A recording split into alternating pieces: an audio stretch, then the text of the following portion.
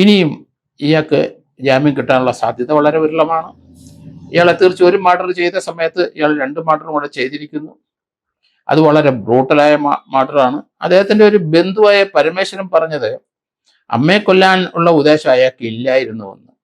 അത് ബന്ധു ആയതുകൊണ്ട് സപ്പോർട്ട് ചെയ്ത് പറയുന്നതായിട്ട് എനിക്ക് തോന്നുന്നു. കാരണം സുധാകരൻ എന്ന് പറഞ്ഞ ആള് വീടിന്റെ മുമ്പിൽ അയാൾ സ്കൂട്ടറിൽ ഇരിക്കുന്ന സന്ദർഭത്തിലാണ് വെട്ട് വീഴ്ത്തിയത്. 8 വെട്ടാണ്. അതിന് തൊട്ടു മുമ്പ് വീടിന്റെ മുൻവശത്ത് നിന്ന ലക്ഷ്മി എന്ന 75 വയസ്സുകാരി അവരെ അവിടെ ചെന്ന് വെട്ടിക്കൊല്ലുകയായിരുന്നു. അവരും മകനെ രക്ഷപ്പെടുത്താൻ വേണ്ടി അടുത്തോട്ട് വന്നിരിക്കാം, പക്ഷെ വെട്ടിക്കൊന്നു.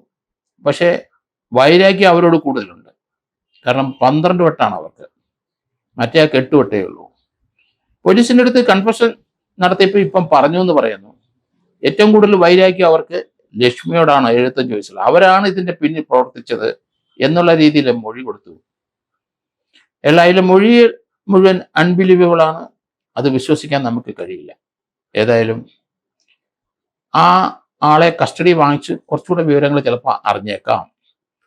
ഇയാള് റിമാൻഡ് ചെയ്ത് കഴിഞ്ഞാൽ ജയിലിലും ഇയാൾ അത്ര സുരക്ഷിതനാണോ എന്ന് സംശയമുണ്ട്. ഇയാളെ തീർച്ചയായിട്ടും ക്യാപിറ്റൽ പണിഷ്മെന്റ് അർഹനാണ്. ഒരു മർഡർ ചെയ്ത് ജാമ്യത്തിൽ നിൽക്കുമ്പോൾ വളരെ ബ്രൂട്ടലായിട്ട് 2 പേരും കൂടെ പക കൊണ്ട്, വൈരാഗ്യം കൊണ്ട്, അന്ധവിശ്വാസം കൊണ്ട് കൊന്നതാണ്. അതുകൊണ്ട് ക്യാപിറ്റൽ പണിഷ്മെന്റ്, വധശിക്ഷയ്ക്ക് അർഹനായ വ്യക്തി തന്നെയാണ് ചെന്താമര. എന്തായാലും കേരളത്തെ ഞടുക്കിയ ഈ ഒരു സംഭവം, അതിലെ പോലീസിന് വൻ വീഴ്ച ഉണ്ടായിട്ടുണ്ട്. അതിന് ഒരാളെ നടപടി എടുത്തു കഴിഞ്ഞു.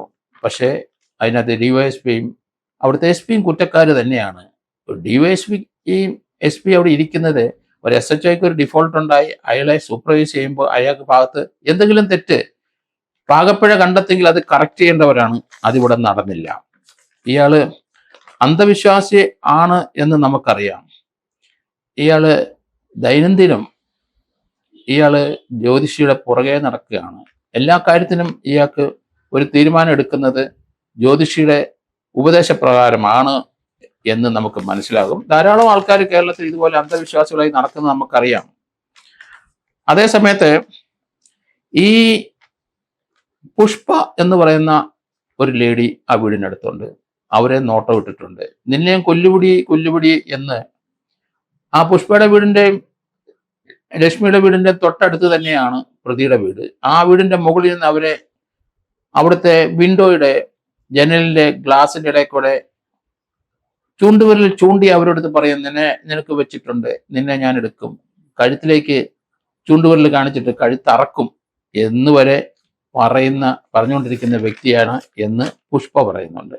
എന്തായാലും അമ്മയെ കൊല്ലാൻ കാരണം, അല്ലെങ്കിൽ സുജാതയെ കൊല്ലാൻ കാരണം, അയാള് പ്രശ്നം വെച്ചപ്പം ജ്യോതിഷി പറഞ്ഞു, നിങ്ങളുടെ ഭാര്യയും മക്കളും പിണങ്ങിപ്പോകാൻ കാരണം അവരെ ഭീകരമായിട്ട് മർദ്ദിച്ച് കൊല്ലാൻ ശ്രമിച്ചപ്പോൾ അതുങ്ങൾ ഓടിപ്പോവുകയായിരുന്നു.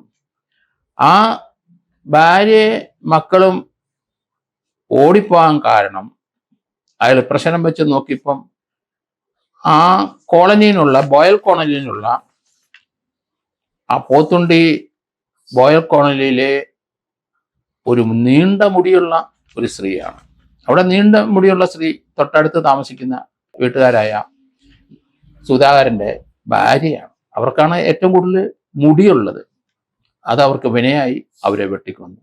അതിനും അല്പം മുടി കുറഞ്ഞ ഒരാള് ആണ് വിലാസിനി എന്ന് പറയുന്നുണ്ട്. അതുപോലെ തന്നെ പോലീസുകാരനെ നോട്ടം ഇട്ടിട്ടുണ്ട്. ഏതായാലും ഒരു പക ഇതുവരെ മാറിയിട്ടില്ല. അയാൾക്ക് അവസരം കിട്ടിക്കഴിഞ്ഞാൽ തീർച്ചയായിട്ടും ആ പക തീർക്കും. അതുകൊണ്ട് അയാളുടെ ജാമ്യത്തിന് ഇറക്കിയ ആരാണ് നേരത്തെ കേസിന്, അവർക്കെതിരായിട്ട് നടപടി ഉണ്ടാകണം. ആരാണ് ജാമ്യത്തിൽ നിന്നത്? കാരണം അവർക്ക് ഇതിനകത്തൊരു ഉത്തരവാദിത്വമുണ്ട്. ജാമ്യത്തിൽ ഇറക്കി കഴിഞ്ഞാൽ ജാമ്യം കൊടുക്കുന്ന മാത്രമല്ല, അയാൾ ആവർത്തിക്കാതിരിക്കാനും അയാളെ ഈ കൃത്യസ്ഥലത്തോട്ട് അയക്കാതിരിക്കാൻ അവർക്ക് ഉത്തരവാദിത്വമുണ്ട്. അതുകൊണ്ടാണ് ഞാൻ പറഞ്ഞത്, അവരുടെ റോള് എങ്ങനെയാണേലും പോലീസ് അത് നോക്കണം, അത് മനസ്സിലാക്കി അവർക്കെതിരായിട്ടും നടപടി വേണം. ഇങ്ങനെയുള്ള ക്രിമിനലിനെ സംരക്ഷിക്കുന്ന സമൂഹത്തിലെ ആരായാലും ശരി, അവർക്കെതിരായിട്ട് നടപടി വേണമെന്നുള്ളതുകൊണ്ടാണ് ആ കാര്യം കൂടെ അന്വേഷിക്കണമെന്ന് ഞാൻ പറയുന്നത്.